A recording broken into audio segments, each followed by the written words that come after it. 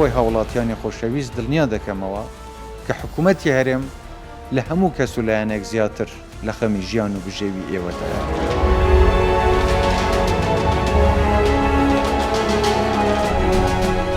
هەدەفی ئێمە پاراستنی ئێوەیە.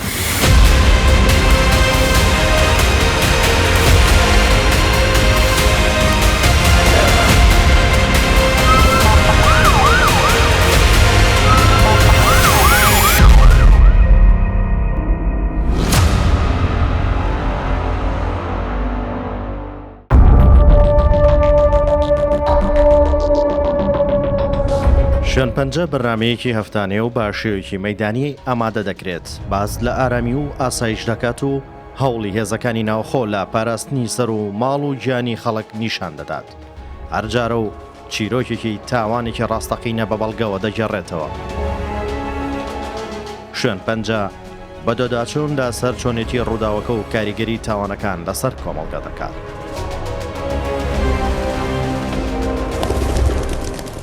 هەرێمی کوردستان بە یەکێک لە گرنگترین ناوچەکانی ڕۆژهەڵاتی ناوەڕاست و جیهان لە ڕووی بەهێزی و ئارامی و ئاسایش دادەنرێت. کلیلی ئارامی عێراقیش هەرێمی کوردستان و هەولێری پایتەختێتی. دابینکردنی و ئارامیە لە ئەولەویەتی کارەکانی حکوومەتی هەرێم و کابینەینەوە بە سەرۆکایەتی مەسر و ڕووبارزانی هاتووە کە بە ئەندازیاری پاراستن و ئارامی ناسراوە. ئەو ئارامیە بۆتە هۆی پێکەوەژیانی هەموو ڕنگ و دەنگ و بیر و بۆچوون و ئاینێک. هێزی ئەو ئارامیەش شەو نەخۆنی هێزەکانی ناوخۆی وەزارەتی ناوخۆی حکوومەتی هەرێم.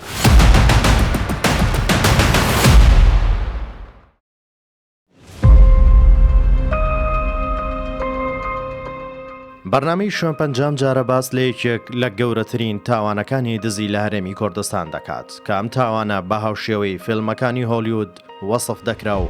بەشێک لە دادوەرەکان بە خوتەی جەهەنەمی ناویان دەبرد. ئەو کارە تاوانکاریەش لە دوکانێکی زەڕەنگەری لە سنتەری شاری سۆران لە درەنگانی شەو ئەنجام دەدرێت.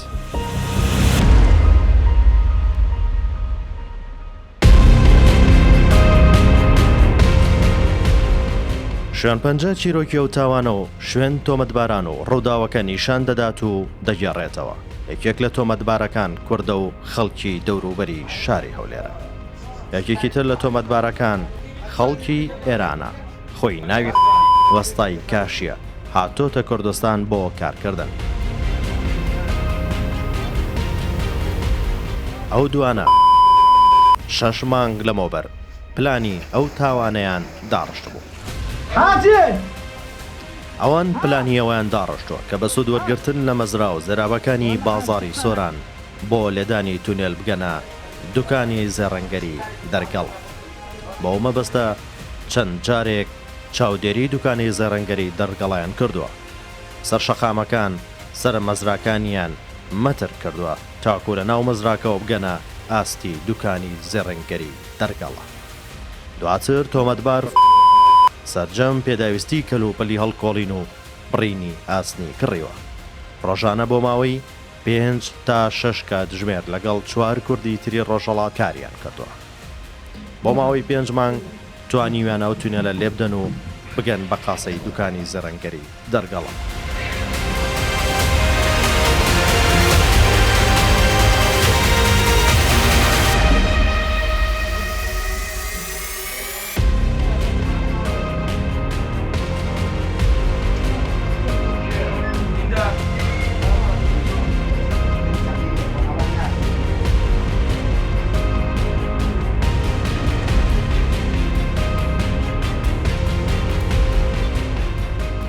لە 7/3/2020 ئەو کارساتەی کە بەس من هات دوکانی منیان شکاندی زێڕنگری ڕاستە ئەو ڕۆژەی کە ڕوویدا کە چوومە دوکانەکەی زۆر عاجز بووم، زۆر دڵتەنگ بووم.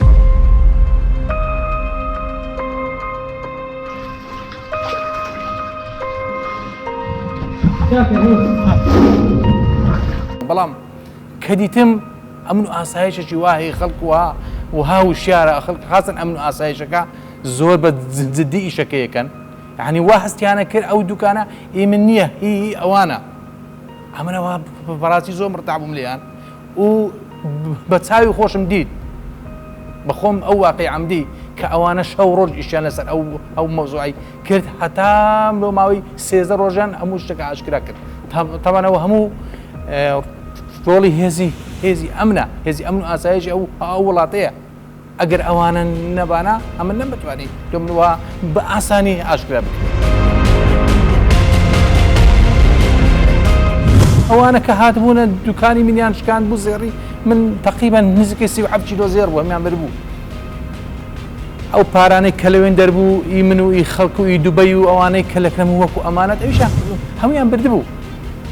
بەحقەتە من هەمن بەتەما هیچ نەبوو کە لەو من بگەڕێتەوە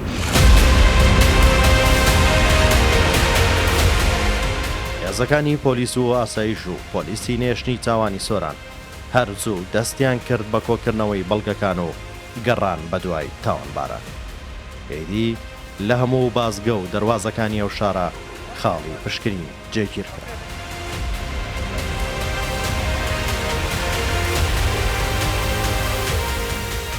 ڕۆڵی وەزارەتی ناوخۆ زۆر مهمە ئەگەر ئەوان ئەو ڕۆڵیان نەبی ئەوان ئەو توانیان نەبی ئەوان ئەو شەو نخونی نەکەن خەڵک وان ناتوانانی بژین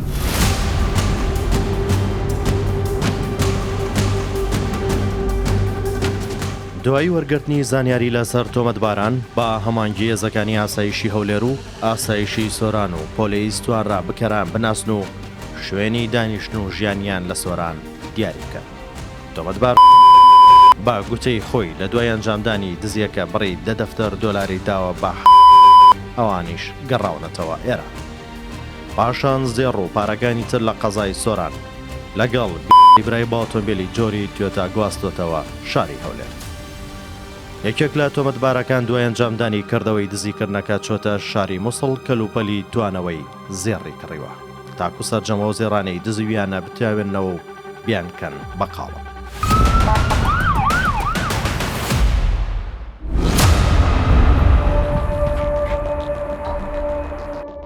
دەچینە ئاسایشی هەولێر کەسێک دەبینین ئەویش بارزان قەساڵە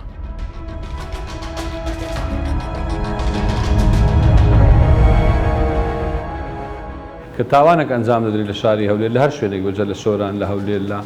لەو شوێنانێک کە پەیوەستن بە شاری هەولێر و تیمەکانی ئێمە و دەستگا ئەمنیەکان هاوبەشیەک و هاوکاریشی تەواو لە نێوانیاندا هەیە کە ئەو تاوانەی باسی دەکەن لە سۆران ئەنجام درا تاوانی دزیکردنی ئەو زێڕێ بوو توانرا تیمێکی هاوبەش پێک بێنرێت لە هەموو دەستگا ئەمنیەکانی سۆران و هەولێر توانرا لە وەختەکی قیاسی زۆر کەم دەژیری تاوانباران و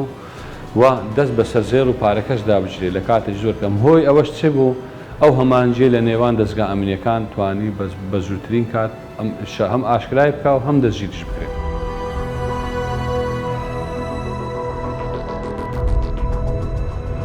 دوای هەڵاتنی تۆمەتباران لە شاری سۆران ڕوودەکەنە سەنتەری قەزای ناوەندی هەولێر ئاسایشی هەولێر دوای لێکۆڵینەوە لە ڕووداوەکە و بە پشبەستن بە زانیاری هەواڵگریەکان و دڵسۆزی و هاوکاری هاوڵاتیانی شاری هەولێر و شاری سۆران توانرا شوێنی تۆمەتبارەکان لە شاری هەولێر دەستنیشان بکرێت. ئێمە لەلایەن ژووری ئۆپەراسیۆنی هاوبەشەوە ئاگدار کراینەوە کە حاڵەتێکی دزینی گەورە لە شاری سۆران ڕوویداوە و بەپێی زانیاریەکان کە لە ژووری ئۆپەراسیۆن درایە ئێمە بەپێی زانیاری هەواڵگریەکان زانیاری هەواڵگریەکان پێیان گوتین کاو تاوانبارانە کە لە هەولێرن ئێمەش بەپێی ئەو زانیارانەی کە وەرمان گرت بوو وەربینی تەواومان کرد لە سەریان و بۆ ئەوەی دەستنیشانی جێگاکانیان بکەین دوای ئەوەی کە دەستنیشانی جێگاکانمان کرد و دەست بەجێ ئۆپەراسیۆنەکەمان ئامادە کرد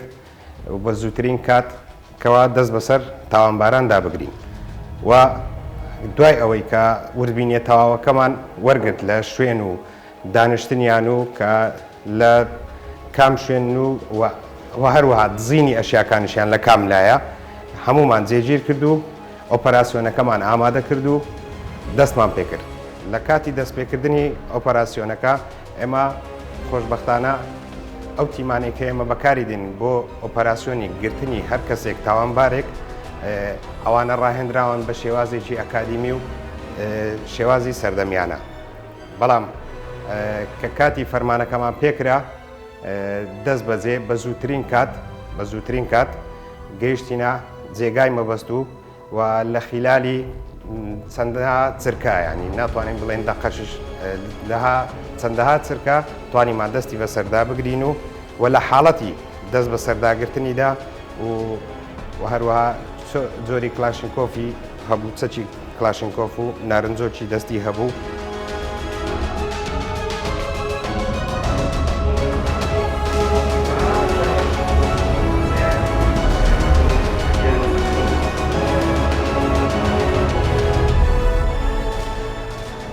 ئەو خەڵکانەی کە یانەوێ بژین بە ئاسوودەی لە کوردستانی هەمووی ئەگەرێتەوە سەر ئەمن و ئاسایشە ئەگە ئەو ئەمن و ئاسایشە نەبێ ڕۆڵی ئەو ئەمن و ئاسایی کەس ناتوانانی وها بە ئاسوودەی بژی. دوایش ئەو خەڵکانەی کە کەل و پەل و سەروەت و سامانی خۆیان لە بازاری بەجێ دێرن لە دوکانی بەجێ دێرن لەسەر جادەکان بەجێ بێرن بەجێ دێرن ئەوە هەمووی ئەگەڕێتەوە بۆ ئەوەی ئەمن و ئاسایش هەیە. ئەو ئارامیش وای کردیە لەبەر ئەوەی ئەو ئارامیە لە دەستەی زۆر ئەمیندایە لەبەر ئەوەش ئەمە توانین ئەوها بە ئاسوودەی بژین.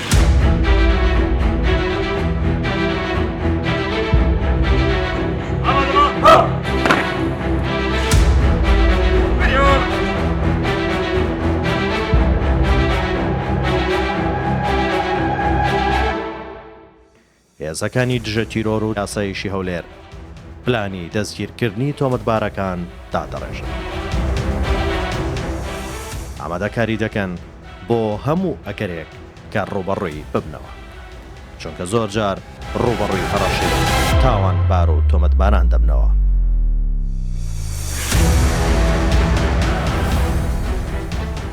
ئەنە ئۆپەراسیۆنە کە کەسێک بتوانێت بە شێوازێکی ئەوها دزیەک ئەنجام بدا، حاڵەتێکی ئەوهاش دەیەتە پێشی کە ڕۆژێک دێ بگیرێ، بەڵام ئەو کەسە بە ئاساندی ناگیرێ، وەکو کەسی ئاسایی نییە، وەکو دزێکی ئاسایی نییە، یا وەکو حاڵەتێکی ئاسایی نییە کابرا ئاگداری خۆی نەبێت. تاوانێکی زۆر گەورە و زۆر بە پیلانداڕێژیش بۆی کراوە. ئەکید بە هەر کەسێکەوەها پیلانداڕێژ بێت بۆ کارێکی ئەوها گەورە دڵنیابە لە کاتی گرتنی هەر بەرپەرزانەوەی هەر دەبیتن بەرامبەر هەر هێزێکی ئەمنی کە بچێ دەستی بەسەردا بگیرێ. بۆیە ئێمە پێشوەختە ئێمە هەموو حساب و کتابی خۆمان کردبوو کەوا پێشوەختە هەر حاڵەتێک ڕوبەڕووبوونەوە ببێ ئێمە بەرەنگاری ببینەوە.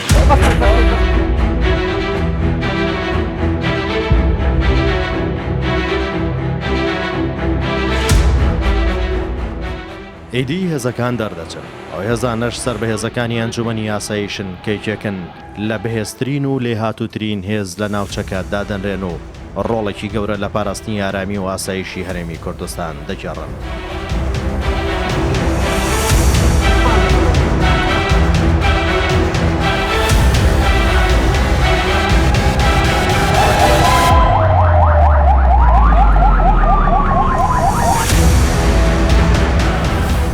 کە تاوانبارەشی دەستگیر دەکەی حتمما ئەو تاوانبارە هەوڵ دەدا خۆی دەرباسکان هەوڵ دەدا نەکەوتە دەست یاسا. لەو کاتانە زۆر جارن ئەفسەر و کارمەندەکانمان تووشی ئەو شێشە بووینەوە ڕوبەڕوو بوونەوە لە نەتیجە بەڵام هەر دەژیر کرایە تاوانبارەکە.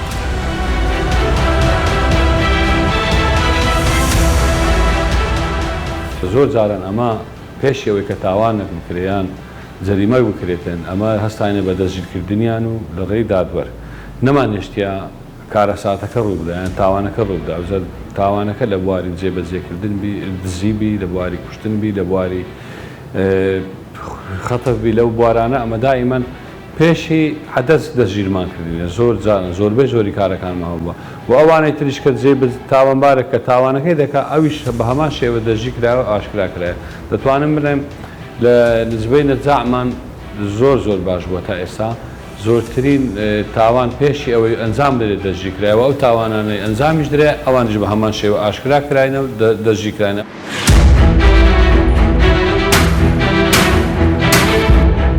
پرۆسەکە خێرا و وردە دەگەنە نزیک شوێنی تۆمەتبارەکان هەوڵ دەدەن بچنە ژوورەوە. ئیدی کارە سەختەکە دەست پێ دەکات. لە ماوەی 200 چرکە یەکێک لە تۆمەتبارە سەرەکیەکان دەستگیر دەکەن. لە کاتی دەستگیرکردنیشی تۆمەتبار سەرقاڵی توانەوەی زێڕەکە بووە کە دەیکرد بەقاڵە. بۆیە لە کاتی دەستگیرکردنی دەستگیرە بەسەر 25 قاڵە بزێڕ و 5 کیلۆ 810 گرام زێڕی جۆراوجۆر.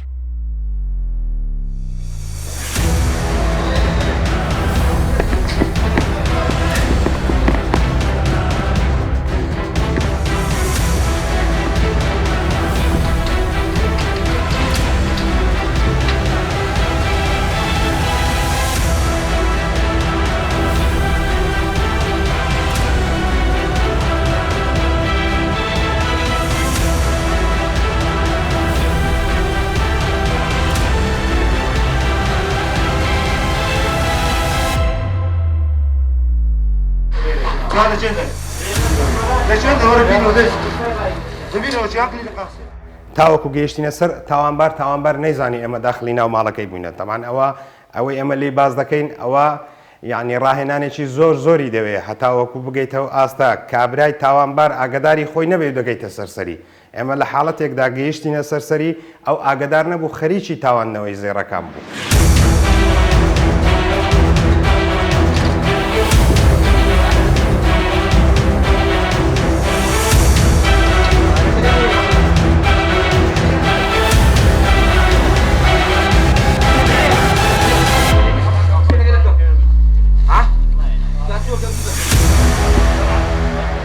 لە بۆ مەبەستی ئەوەی کە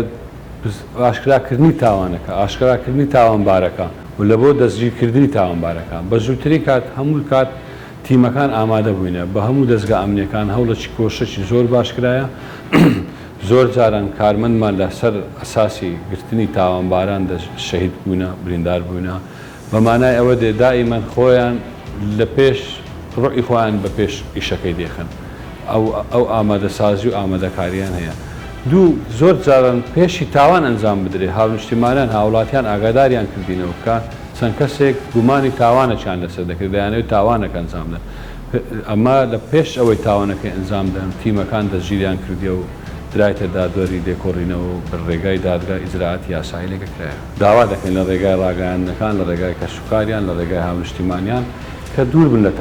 تاوان لە نەتیجەی ئاخیری هەر دەستگیرکردنەوە و هەر سزادانەکەیتی زۆر کەسی کە تاوانی کردێ پاش دەستگیرکردنەکەی پەشیمانی خۆی دەربڕیە بەڵام ئەو کاتە پەشیمانی بدادی نادانی سوودی نابی لە بۆی بەڵام ئەو کەسانەی دیر دەبی عبرەتی لێوەرگرن دەستی لێوەرگرن کە کەسەک بێوێت تاوان بکە بیر لەوەی بکاتەوە کە شوێنەکەی پێدرن بەندیخانە ینی دنیای لە خۆی گسکە دەکاتەوە دەبی لەو شوێنە عمری تەمەنی بەسەرەوە. سەبارەت بە سزای یاسایی ئەو کەسەی تاوانی دزی ئەنجام دەدات دادوەر گەیلانی دەبینی سزای تا هەتای و لە سێدارەدان یەکێک لە قورسترین سزاکانن کە بۆ تاوانباران دیاری کراوە.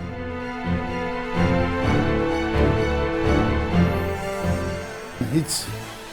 کارێک بە تاوان حیساب ناکرێت ئەگەر لە یاسای سزاکاندا نەبێت و هیچ سزایەکی بۆ نییە ئەگەر لە یاسای سزاکان سزای لۆ دانەندرا بوو یعنی دەبی تاوانەکە و سزایەکە لە یاسادا هەبێت تاوان سزاکەی سێ جۆرە یەکەمیان ئیعدام دووەمیان سزنی مؤبەت کە 20 ساڵە سێمیان سزنی مؤقەت کە لە 5 ساڵی زیاتر بیتن دەربارەی جۆرەکانی دزی لە مادەی 439 دەست پێ دەکا لە یاسای سزاکان حالەتەی وا هەبوو لە سۆران ئەوە دەبی عقوبەکەی ئەقەلشت یعنی ئەوە محکمەی مختەز دەزانین نازانم بەس على ئەقەلشی 15 ساڵ کەمتر نەبیتن چونکە ئەو طریقە ئەسڵەن طریقەکی زۆر مبدعە و نوێیە لە کوردستان ئەمە لە ئەفلامی ئەوروپی دەماندیدە و حاڵەتانە زادە لە نەفەقی و ئەوەی مەجاری ئاوێ ئەمن کاتی خۆی فلیمم دیتە لە مەجاری ئاوێ چوینە لە بنەوە کونیان کرێ بەڵام ئەوە لە کوردستان یەکەم جارە بەو طریقە جەهەنەمیەی بێنە سەرماڵت و دزید لێ بکەن ئەوە عقوبەکەی سزنە یان ظروفی مشددی تێداوی دەبتە مؤبەت کە 20 ساڵە بەڵام ئەگەر ظروفی مشددی تێدا نەبی مەعبەینی 5 ساڵ حتا 15 ساڵ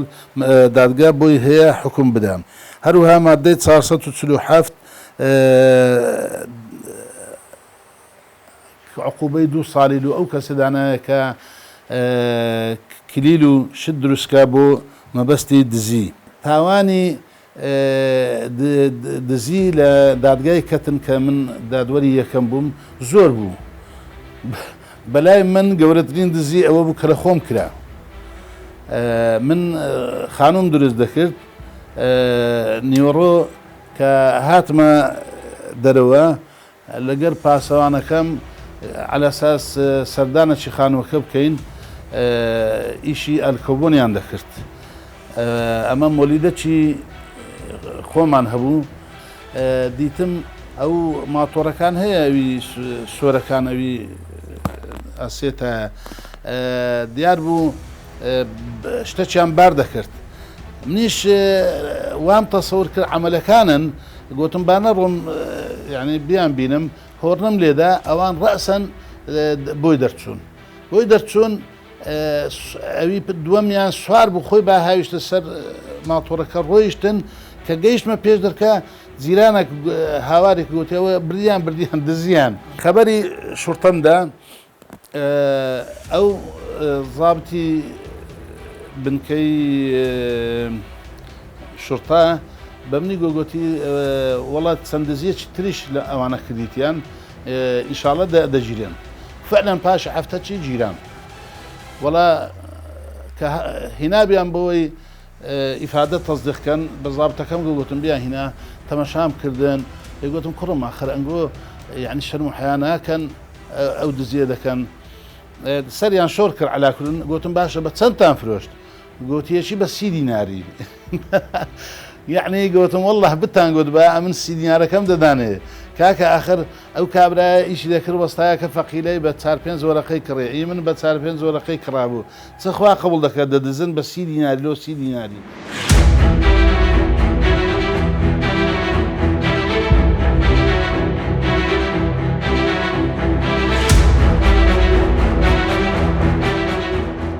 هۆی ئەگەر باس لە ئارامی شاری هەولێر دەکەی لەسە دوو تەوەرخۆی گرتیا لە هەمویان گرنگتر ئەو ڕۆیەتەی لە ناو ئەفسەر و کارمەندەکانی دەستگا ئەمنیەکان هەیە کە زۆر بە بوێرانە و شەو نخوونی کارەکانی خۆیان جێبەجێ دەکەن دوو ئەوەی لە هەمووی گرنگتر هاونیشتیمانیان بەڕاستی ئەمە قەت نابێت جوهدیوان لەبیر بکەین هەتا ئێستا زۆرترین و باشترین کەسە کە ئەو کارانەی کردیتمان زۆربەی زۆری هەواڵەکان لەلایەن هاونیشتیمانیان پێمانرایە چونکی هاونیشتیمانیان دەستگا ئەمنیەکان بە ئیخۆیان دەزانن لێ ئەمە هەموو کات سوپاسی هاوڵاتیانمان کردیا و هاوڵاتیانیش یعنی خۆیان بە بەشێک لە دەستگا ئەمنیەکان زانین.